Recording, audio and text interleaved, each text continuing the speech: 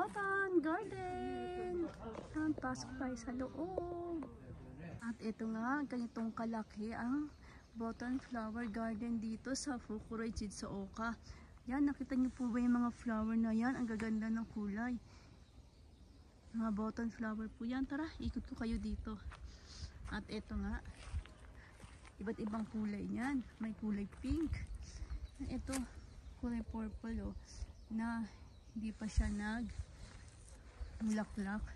Ito po, ang purple, pink, may yellow, may red. Ito pa, may white, oh. Maraming pupunta dito, lalo na pag weekends. Yan pa ang mga flowers.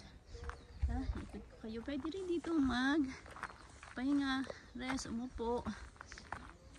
May bayad po dito pag pupunta nasa Gohaken or nasa 150. 150 pesos. Yan po ang flower din, oh. Yan. Milig po kasi tayo sa mga flowers. Flower lover. Yan, oh.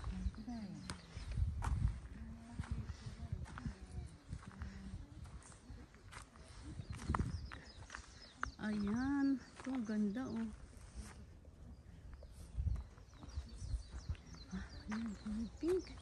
Kulay red.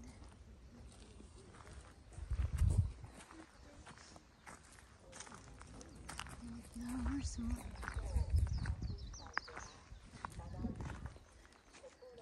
Ganda talaga pag nakapaligid ng mga kulay green or mga plants. Halaman.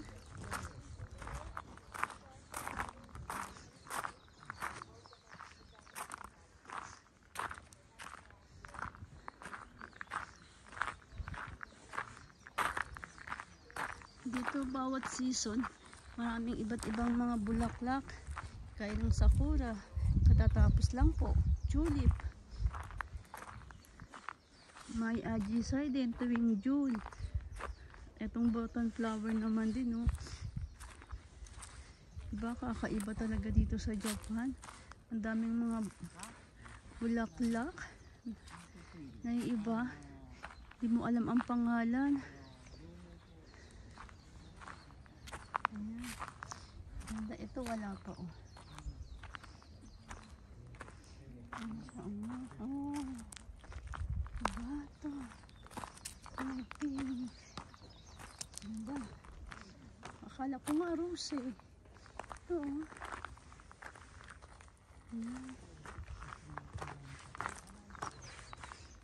Para rin siyang subaki flower. Ito,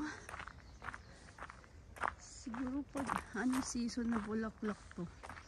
Yan, kasi may mga maliit na bulaklak, patubo pa lang. Yan. Thank you for watching. Just like and subscribe my YouTube channel, Sunny in Japan, daily vlog and Japan life. Arigatou gozaimashita.